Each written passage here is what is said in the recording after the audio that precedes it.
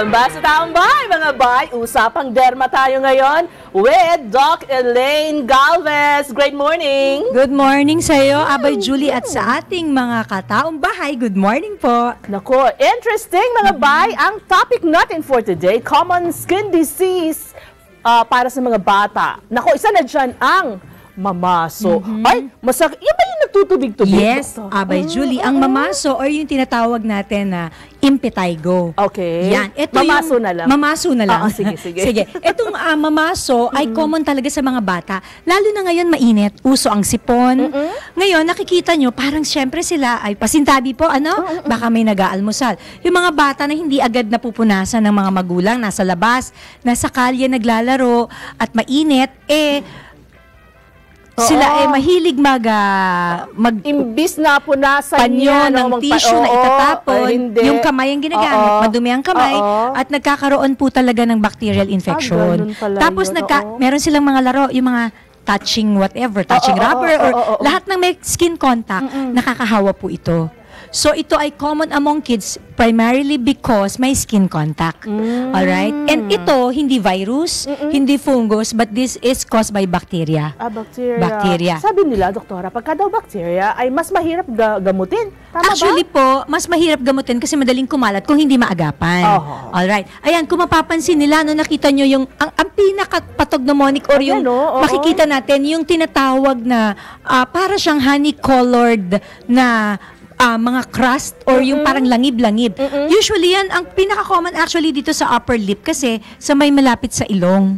Yung sa pinaka-butas ng ilong kasi pagka nga nagkamot. Pero very common din po yan sa katawan. Dito sa braso, sa legs ng mga bata.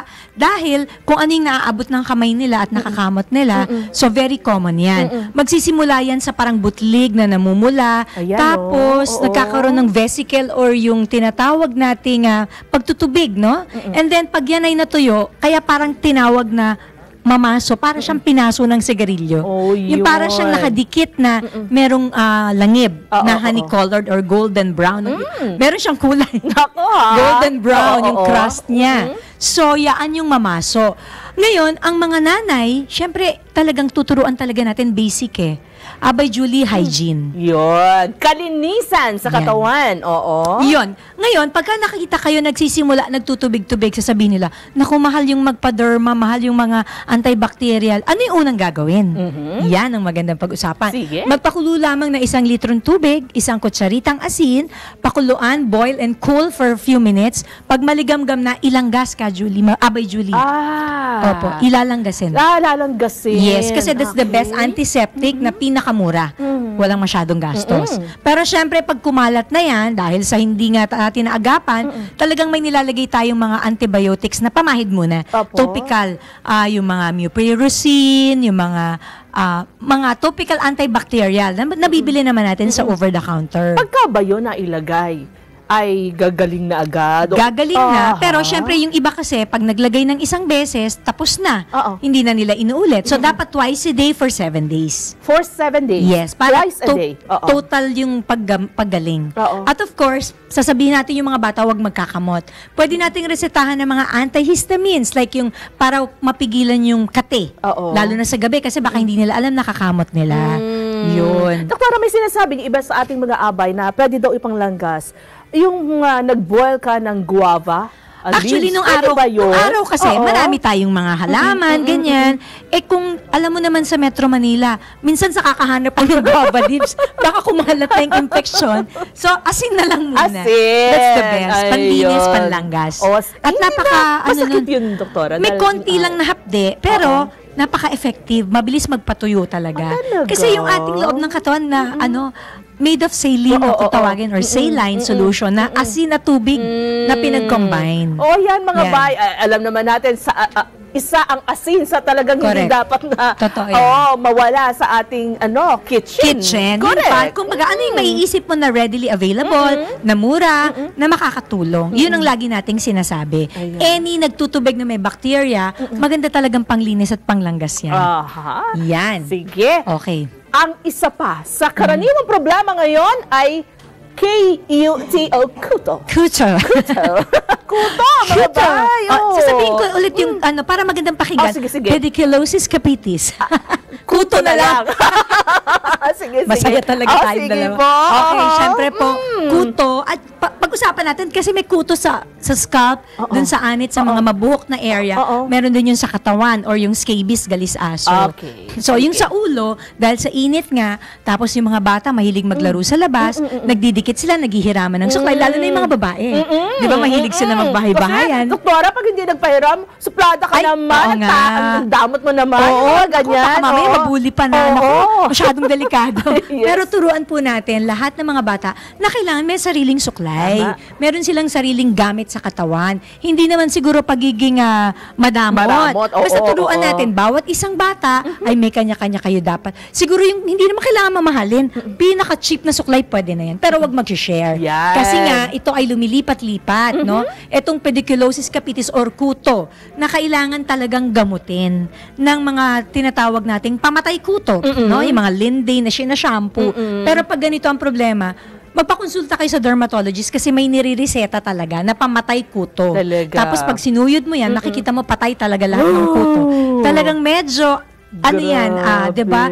Yung mga bata dumadaan sa ganyang stage. Kasi gusto nila clingy sila. Yes. Teka muna, yung iba, doktora, ito huwag niyong gagawin sa mga anak ninyo. Dahil meron namang solution, sinasabi nga ni Dr. Elaine dito, kung kuto ang pag-uusapan, yung iba kinakalbo nila. Ay, wag naman. Kawawa naman kasi parang stigma sa bata yan. Pag kinalbo ka, ay, in your life, nagkakuto ka. Wag naman. Meron ako nakitang ganun kasi nakita nagsusugat na. Kaya nga po, at the first sign na nakita nyo kumakamot, pakonsulta nyo na kahit sa mga health center, hindi kailangang mahal. Ang totoo, kayang gamutin naman yan ng mga health center physicians, no?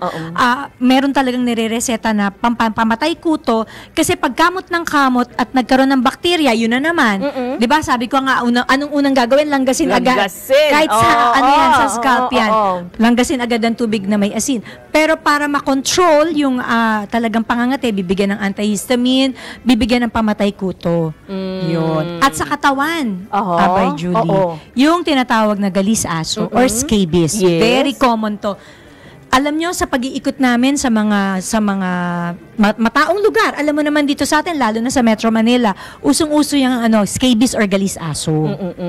So, ano dapat nilang gawin pag kaya ng problema Alright, ganito po yan. Una, tignan nyo muna yung mga kasama nyo sa bahay. This is very common among dun sa magkakasama. Kapag isa ay nangangati at nakita mo pati yung kasama mo nangangati na rin, malamang na malamang yan ay scabies yan. Lumilipat ito sa gabi. At ang mga simptomas nito, pangangati sa gabi. Sige kasi nga, nocturnal pruritus dahil yung kuto ay active sa gabi. So, hindi mo nakikita yon, microscopic yon. Makikita mo yung butlig-butlig dito sa web, sa interdigit ng mga daliri, sa paa, sa kamay, kahit baby or infant, kawawa, pwedeng mahawaan. Kaya po ang payo ko, lahat kayo ay maggagamot. Meron po tayong binibigay na scabicide lotion na nilalagay from neck down. Overnight yun, nasa katawan, kinabukasan, maliligo. Tapos, lahat kayo sa kabahayan, kahit wala pang nangangating iba, basta meron ka ng isang kasamang nangangati, lahat magagamot. Or else, pabalik-balik lang yun, paikot-ikot sa bahay. Ayun, hindi pala yung dahil sa hangin. Ay, hindi po. Tsaka, dapat maging malinis sa yung mga pinagsuotan, yung mga bed sheet, bed linen, unan, lahat yan, ibobil bago laban. Ganun pala yun. Ganun po siya. Katagal gagawin yun? Hanggang ang lahat ng tao ay magaling na. Kasi pwedeng buhay pa si kuto na nasa ilalim lang, nakatira siya doon. Lilipat siya sa balat natin. It actually stays in the stratum corneum, doon sa balat. Tapos doon siya naglelay ng egg. Doon siya nabubuhay. Gustong-gusto niya yung ating skin. Kaya po kung hindi natin papatayin at hindi pipigilan, lagi siyang tuloy-tuloy lamang na nangingitlog. Yun ang nagkukos ng pangangati, yung protein niya na yung sa mite na yun. At yun ay nabubuhay, palipat-lipat, pabalik-balik at walang katapusan. Kati naman yung pinag-uusapan natin, doktora. Pero basic natin, hygiene pa rin. Hygiene. Personal hygiene. Tama. Kalinisan. Oo. At kung gusto nyo na puntahan si Doc, saan ba ang clinic ni Doc? Sa Galvez Clinics po, sa second level Western Appliance Building, 1028 Pasay Road, San Lorenzo Village, Makati. At ang mga pasyente kong nanonood ngayon, at of course, ang Galvez Clinic staff ko at si Dr. J. Galvez, nasa clinic na sila. Talaga, si Dr. J. Galvez hindi pa namin nag-guest sa taong kailangan niyo siguro puntahan sa clinic. Oo, sige, gagawin namin yan, Doktora. And thank you so much. Baka meron ko yung babatiin. Belated happy birthday sa staff ko, si BJ Pamintuan, si Candy Kawili, and of course, ang lahat ng nanonood, Paras family, Castro family, Flores family, Beltran family, lahat ng aking mga kaibigan na nanonood. Hello po sa inyo. And of course, ang aking Papa Eddie Eusebio at Mama Saling. Kasi namatayan kami recently. So yung pamilya ng aking cousin na galing sa US, si Angela Juneta Bustamante at si Heidi, hello sa inyo, condolences. Our deep condolences. Salamat po. Opo. Thank you again. Thank you, Abay Judy. Mga abay, ang dami natin natutunan dito sa ating Usapang Derma with Dr. Elaine Galvez. Babalik agad ang tambay! Huwag kayong maglilipat ng channel dahil lalo kayong mag-e-enjoy. Babalik kami!